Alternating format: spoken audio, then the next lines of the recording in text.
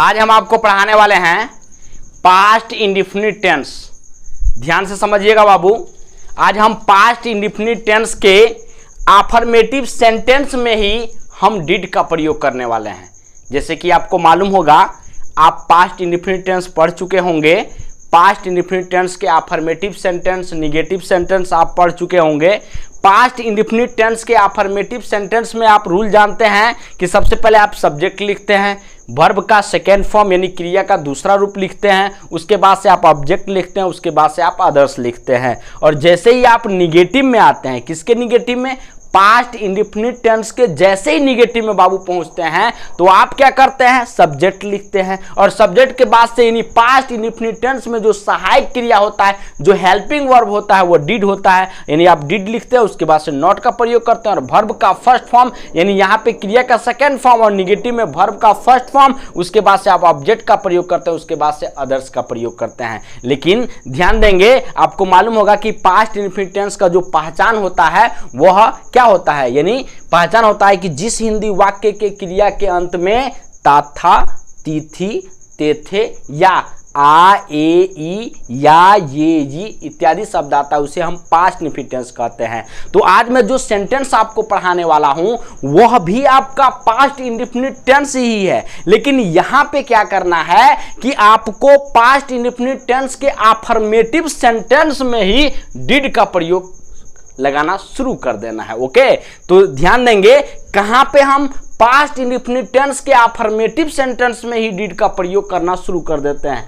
कहां पे, किस तरीके का सेंटेंस आएगा, तो ध्यान दीजिएगा बाबू। जैसे कि आपको मालूम है कि पास्ट इंडेफिनिट टेंस के अफर्मेटिव यानी सिंपल सेंटेंस में जब आप रहते हैं तो आप इसी रूल से चलते हैं, सब्जेक्ट, वर्ब में सेकेंड फॉर्म, ऑब्जेक्ट और अदर्स।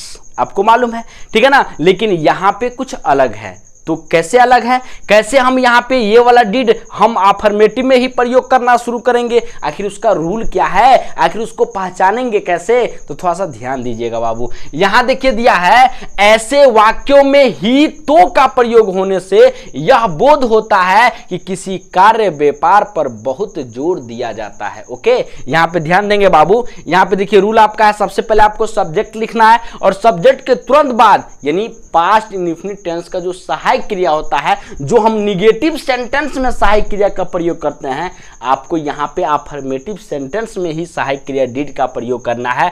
वर्ब का फर्स्ट फॉर्म हो जाएगा, ऑब्जेक्ट हो जाएगा, अदर्स हो जाएगा। अब तो आपको मालूम हो गया होगा ना कि कहां पे हम अफर्मेटिव सेंटेंस में ही डिड का प्रयोग करते हैं। कब? यानी उस समय हम अफर्मेटिव सेंटेंस में डिड का प्रयोग करेंगे जब किसी कार्य व्यापार पर अत्यधिक जोर दिया जाएगा, वो भी किस टेंस में?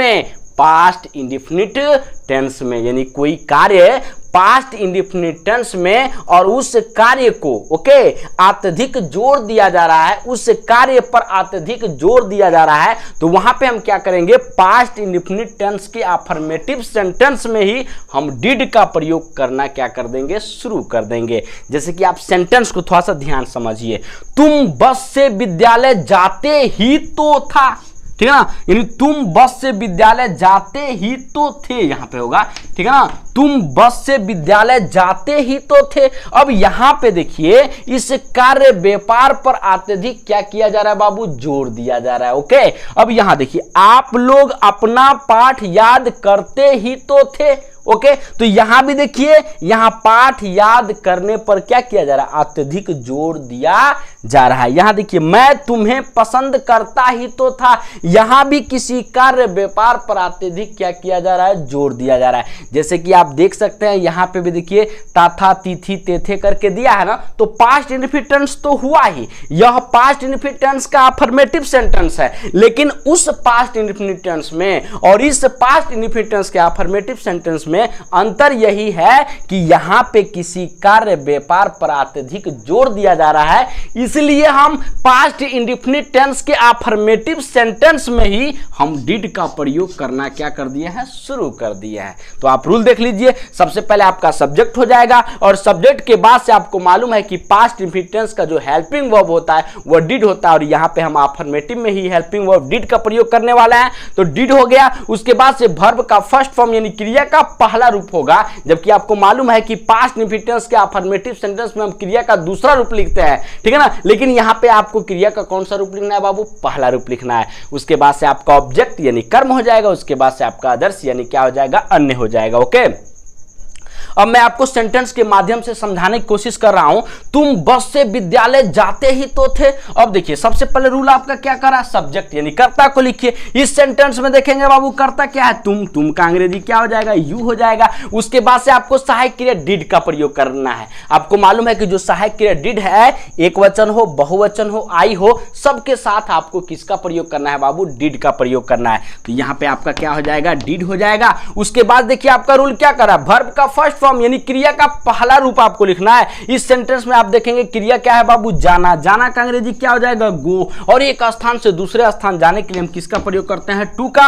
और देखिए यहाँ पे ऑब्जेक्ट यानी कर्म, कर्म यहाँ पे क्या है, विद्यालय जाने का काम कर रहा है, तो यहाँ पे क्या हो जाएगा, स्कूल हो जाएगा। ओके, स्कूल हो गया। उसके बाद देखिए क्या दिया रूल, अदर्श यानी अन्य। अन्य में क्या है, किससे जा रहे हैं, तो बस से। तो यहाँ पे किसी साधन से अगर कहीं पे हम अगर जा रहे हैं तो उसके लिए हम बाई का प्रयोग करते हैं। तो यहाँ पे आपका क्या हो जाएगा, बाई हो जाएगा। और उसके बाद से क्या हो जाएगा, बस हो जाएगा। उसके बाद से फुल स्टॉप का प्रयोग करेंगे। ध्यान दीजिएगा बाबू, यहाँ पे इसका निगेटिव सेंटेंस कभी नहीं बनेगा। यानी तुम बस से विद्यालय जाते ही तो थे का निगेटिव होगा ही नहीं। और अगर हम निगेटिव इसका बना लेते हैं, you did not go to school by bus, तब तो हम फिर चले गए कहाँ, वही पास्ट इंडेफिनिट टेंस के निगेटिव सेंटेंस में, ठीक है ना। तो यहाँ पे जैसे जब कार्य व्यापार पर जब जोर दिया जाता है तो यहाँ पे निगेटिव सेंटेंस आपका नहीं बनेगा। ये सिर्फ सिंपल में, अर्थात ये सिर्फ अफर्मेटिव सेंटेंस ही इसका मतलब रूल है।